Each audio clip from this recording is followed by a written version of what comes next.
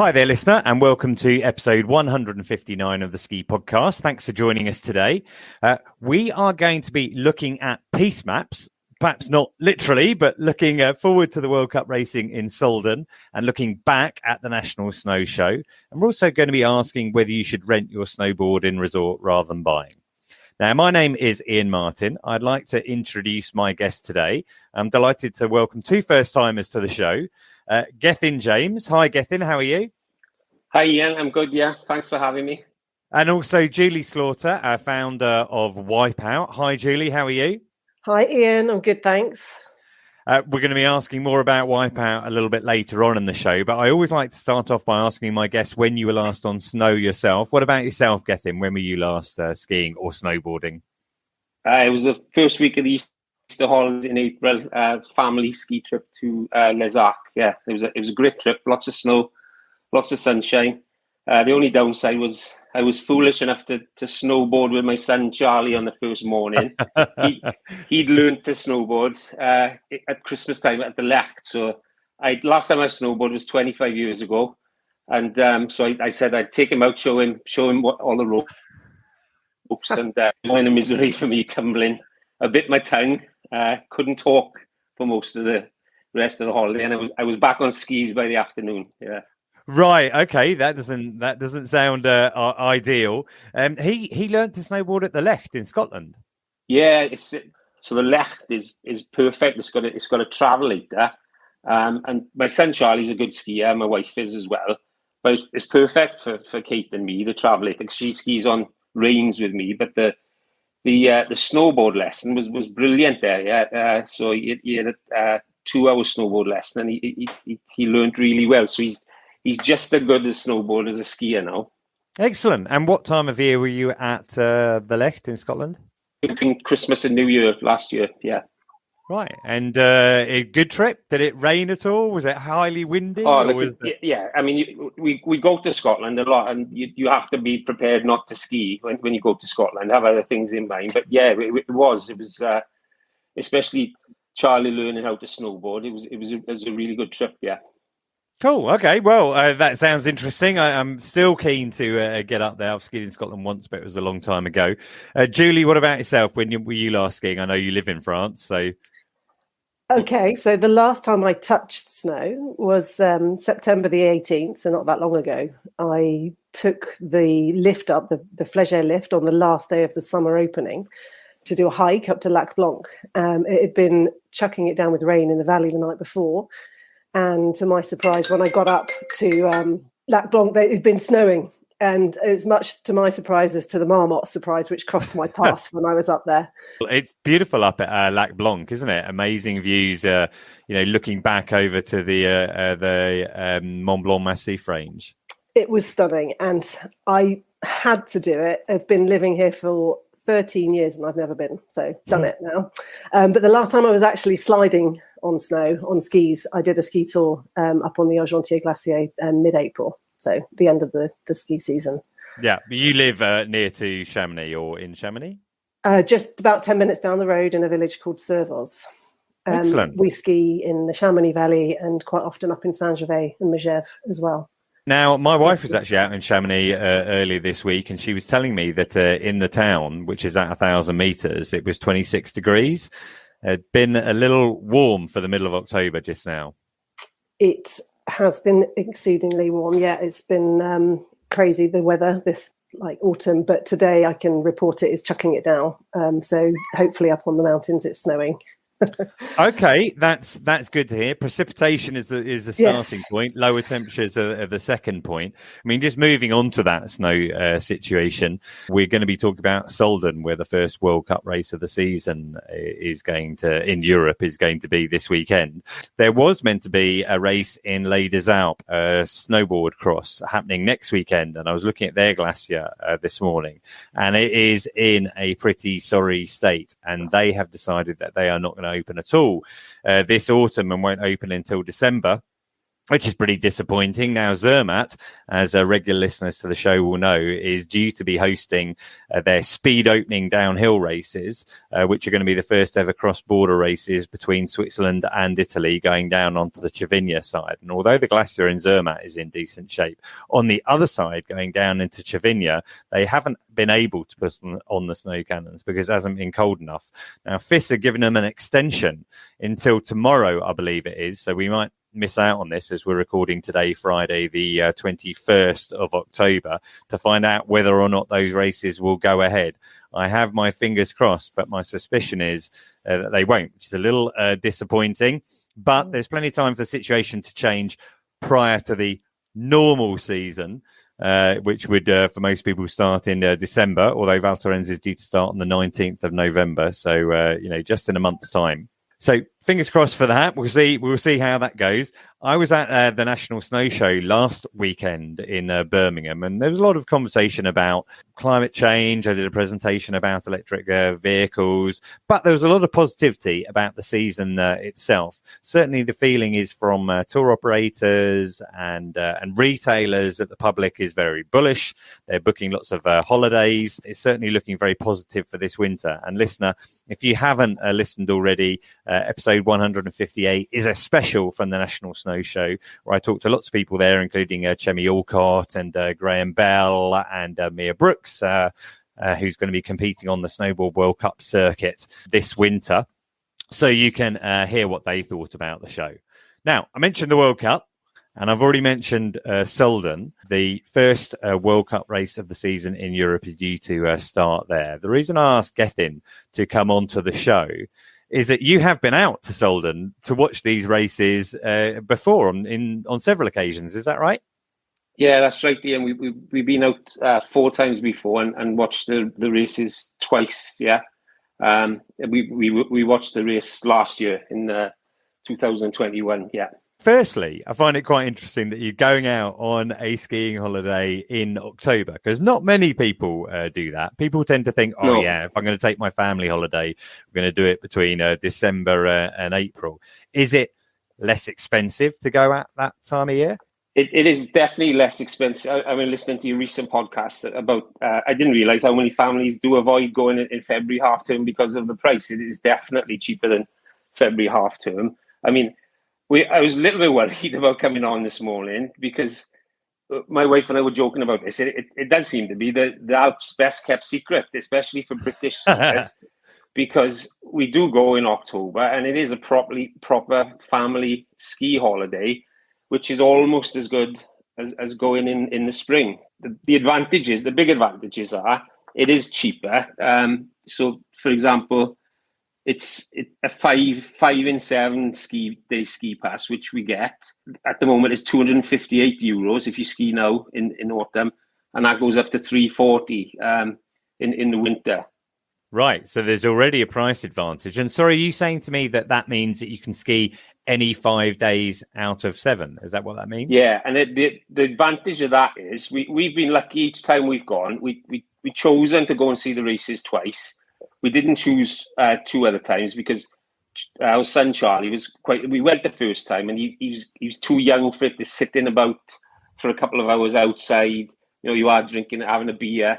But last year, he's 10, he's 11 now. He really enjoyed it. The beauty of the 5 in 7 ski passes, you can choose to ski in 5 days, which we do, and you get free access up the mountain on the ski bus on the day of the races, and you get there free. So you can show your ski pass to the bus driver.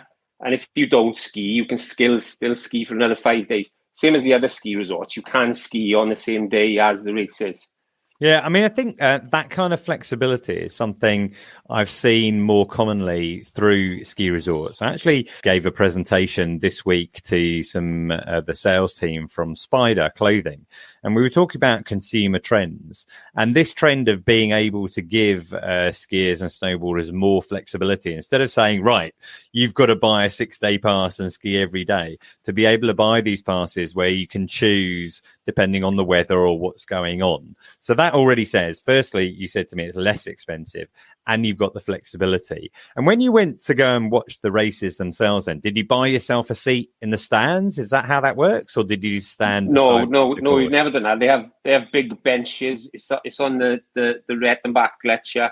They have big benches out in front, and because we stay in the resort, we can get to the first bus, and we can get there early and get a good seat then within the crowd. And we take a big packed lunch, take a couple of beers, but we buy some beers, and then there's hot dog stands and other things. You can get into the restaurants, and you watch the races. There's lots of free stuff being given out as well. Sometimes ski vests and coffees. And what's the atmosphere like there? Because I've only seen, because I tend to watch my ski racing kind of via Ski Sunday. Therefore, I'm seeing Kitzbühel and maybe the Schladming night slalom, and they're pretty lively affairs in the crowd. Is it like that at Solden as well? Yeah, I watched them on a TV. I wouldn't say it's as lively as those, but it is lively because it's always the first race of the season. The people that come to watch it, not many of them stay in the resort, especially for the week anyway. They get bussed in. I think they catch the train to the Herzl Bahnhof.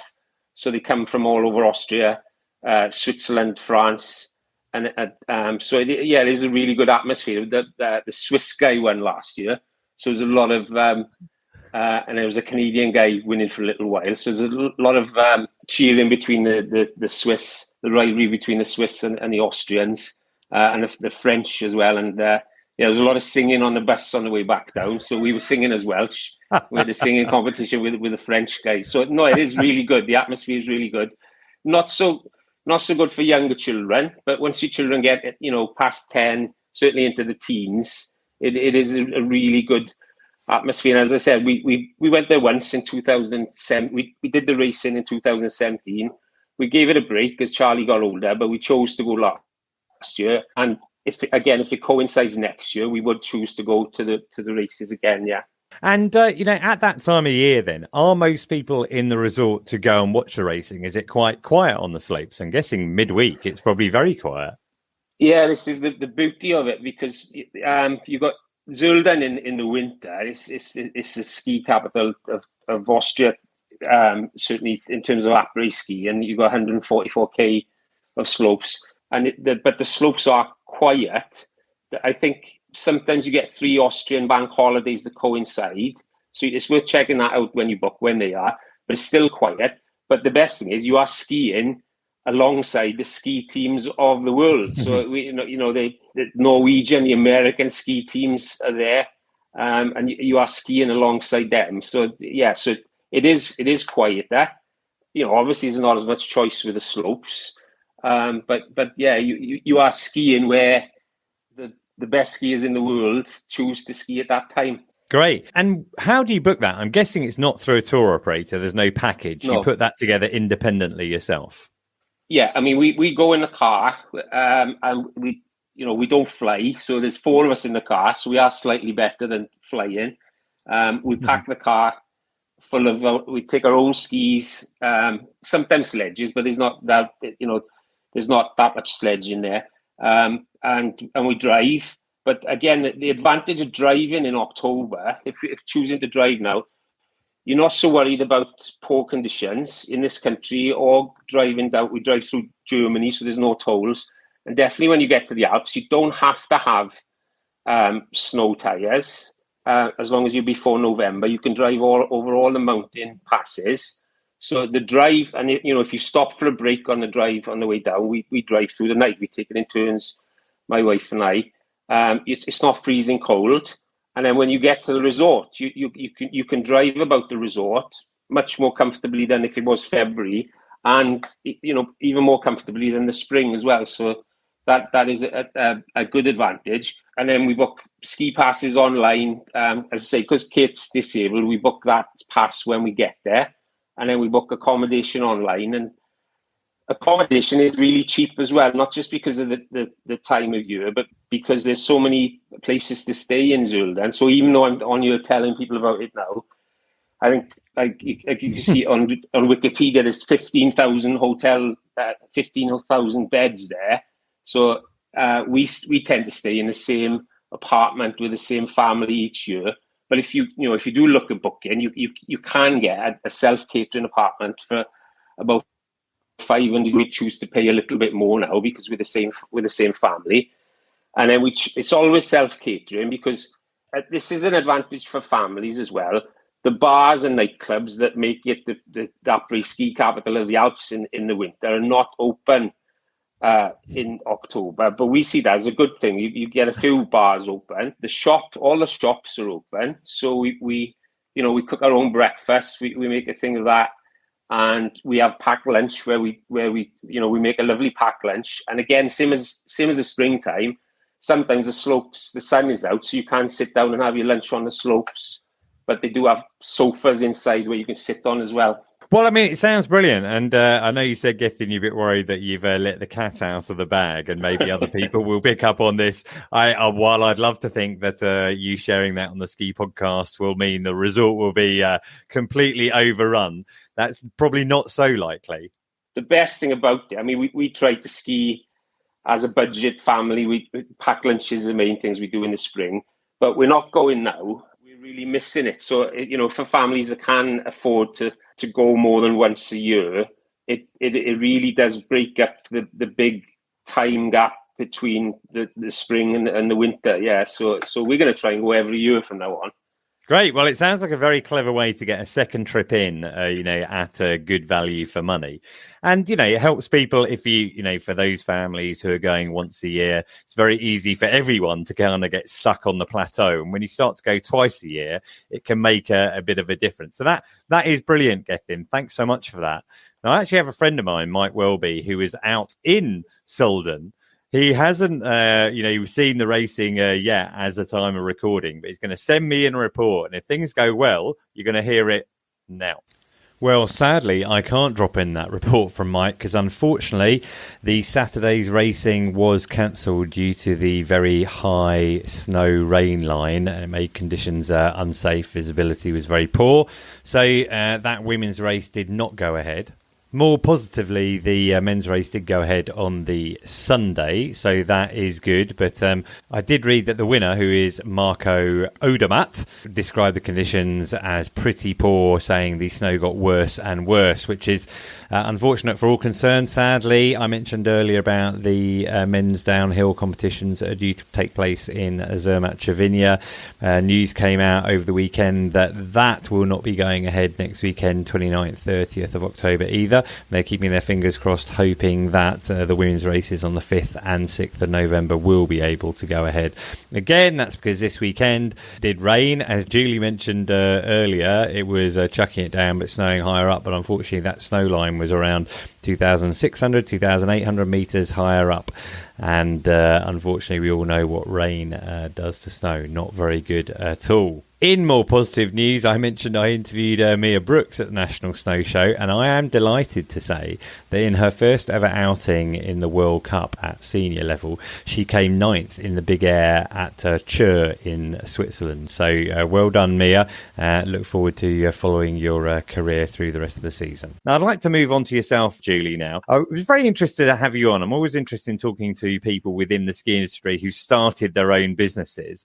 And I'm sure plenty of our listeners will be familiar with Wipeout, but do you just want to give us a brief idea of actually what it is? The Wipeout Piste Map is a piste map printed on microfiber lens cloth. And the idea is that you don't have to grapple with a paper map in the wind and the snow. You can pull your microfiber map out of your pocket, handle it with your gloves on, give your goggles a quick wipe if it is snowing.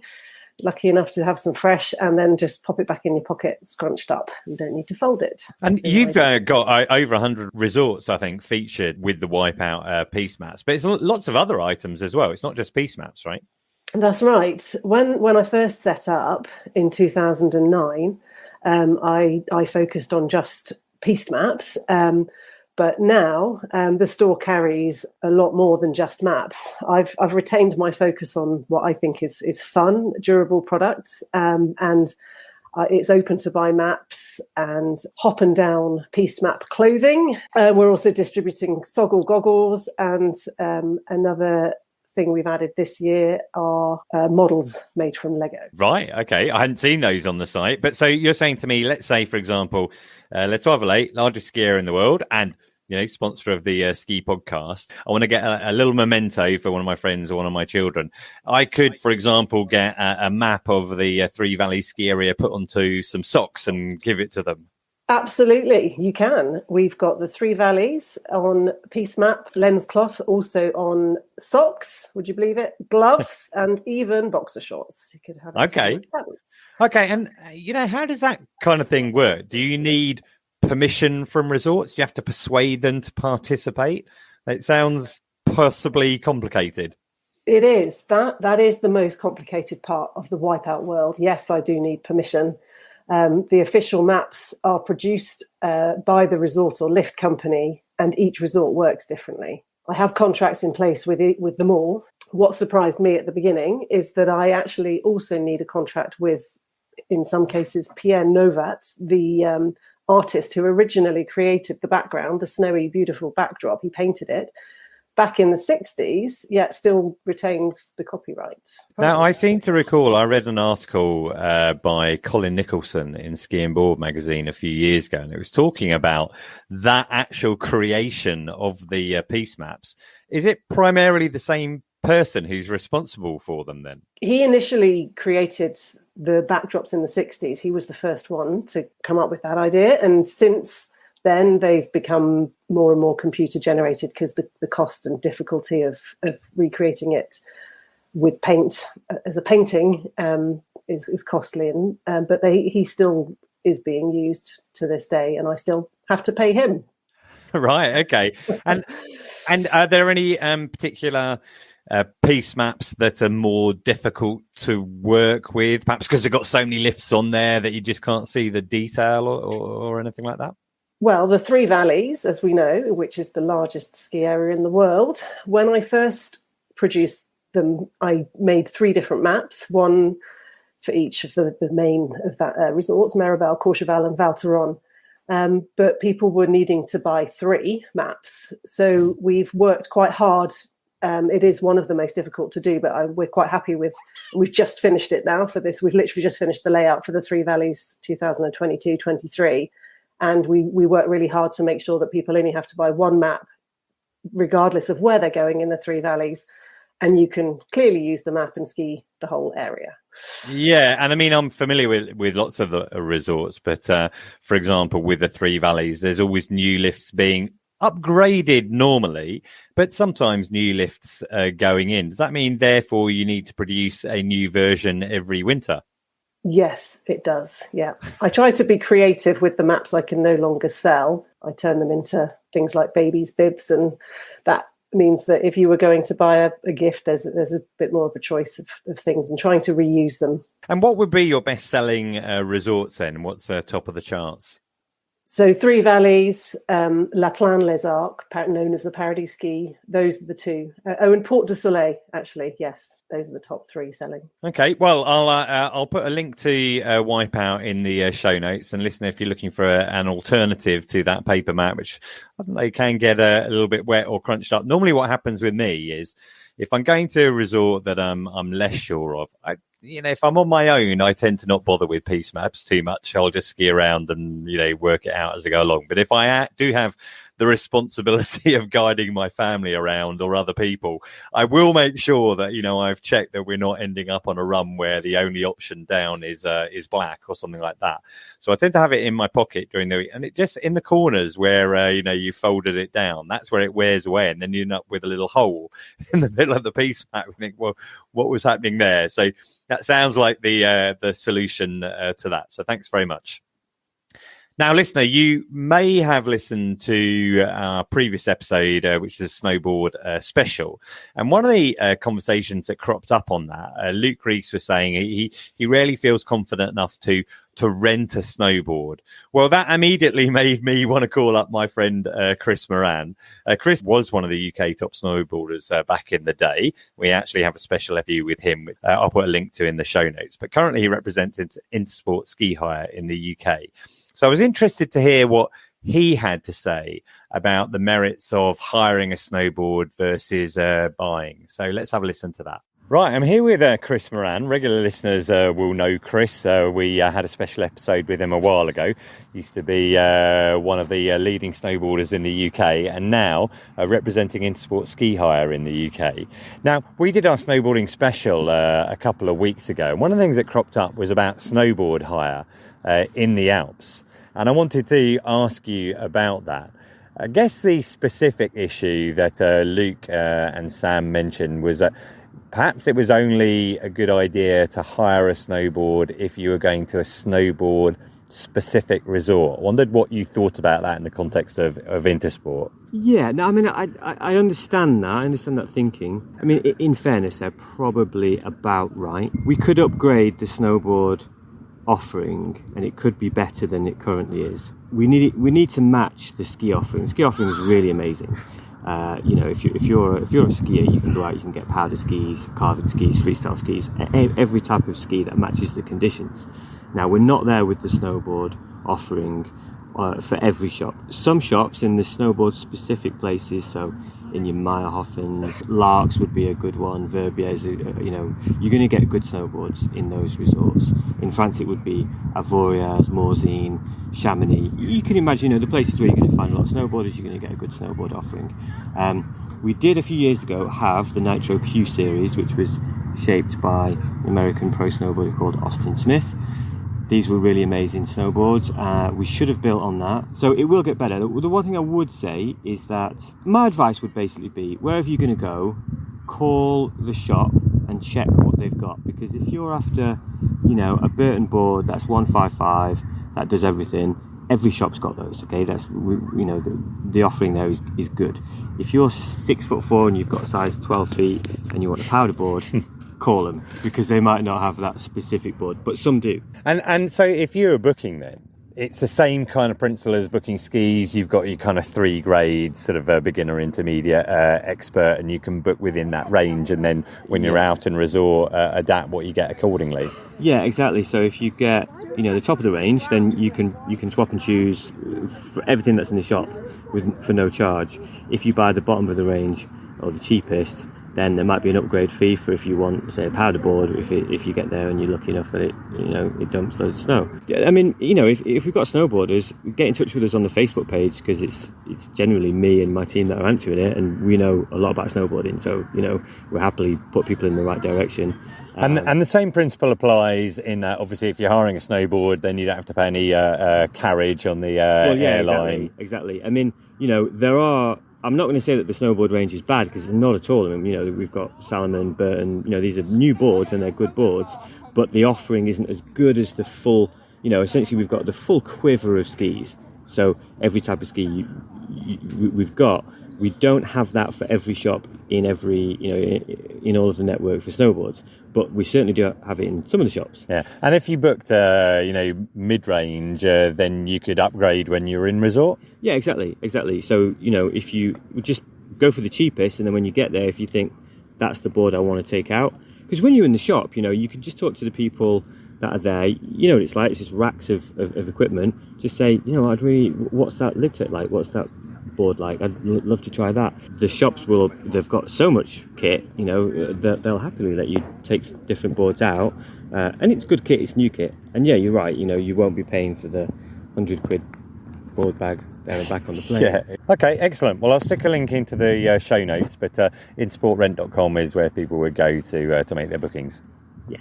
All right, that's great, Chris. Thanks very much. Thank you. I enjoy all feedback about the show, so I'd really appreciate it if you wanted to give us a review on Apple Podcasts. That always helps other listeners find us. And if you do want to get in contact, you can do so via social. We're at The Ski Podcast everywhere, or you can email theskipodcast@gmail.com.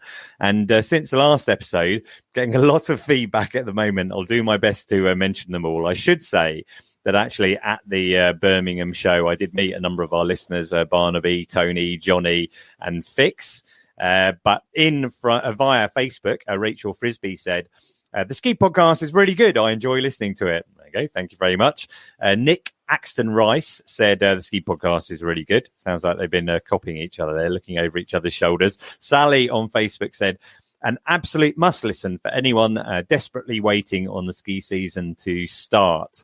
Now, John Greenwood said, keep up the good work. He also mentioned Voss, and I'm hoping, which is a ski resort in Norway, listener, I'm hoping to do a special about Norway later this winter. So we will come back to Voss in due course. Matt Hayes was also at the ski show. He said, great review of the show. Really enjoyed the day and the live episode of the ski podcast. We actually did ski podcast live, had Mike Richards join me, Sophie Ibbotson, and Rook from Heliski, Albania. That was really interesting to talk about some off the beaten track destinations. And I think we'll be featuring Uzbekistan this winter as well. I'm going to get Sophie back onto the show because that was really interesting to hear about that. Raymond Can sent me an email. He said, I really enjoyed the podcast, episode 96 about Chamonix. It got me excited about our February 2023 trip. And Raymond, I've sent you an email in answer to some of your questions there. And finally, one more that came in by email, which is from Mark Davis. He said, thank you for another great ski podcast. My children, who are 9 and 10, and I listened to it last night as we drove back down the M6 from a Ski Futures event in Kendal. They always enjoy the ski podcast and are slightly obsessed with these slopes. We love the show. I always look forward to an episode and dream of the places that we can go to. So that is great to hear that possibly your children, Mark, are our youngest listeners at 9 and 10. And I also I noted your comments about motorhomes and the UK dry slope scene, and I hope to cover all of those as well. There's so many different areas that I find really interesting. I love putting together these podcasts, and hopefully we can cover them all in due course. If you, listener, do want to do something that would support the podcast, there's two things that would help. I mentioned reviewing us on Apple Podcasts. That's great, or Spotify. And if you are enjoying the podcast, you can always buy me a coffee if you want to. I've got a cup of tea here right now. I don't actually drink coffee, but if you go to buymeacoffee.com/the ski podcast, you can buy me a coffee there. Now, don't forget, we have 158 other episodes to catch up on. Normally, you get about 75 to 100 listened to every week. You can follow me at Skipedia and the podcast at the Ski Podcast. But for now, I'd like to thank Les Trois Vallees for sponsoring the show. And I'd like to thank my guest today, Julie. Thank you. Thanks for having me, Ian. It's been great. It's a pleasure. And Gethin, thank you. Thanks, Ian. And finally, listener, thank you for joining us. And until next time, goodbye.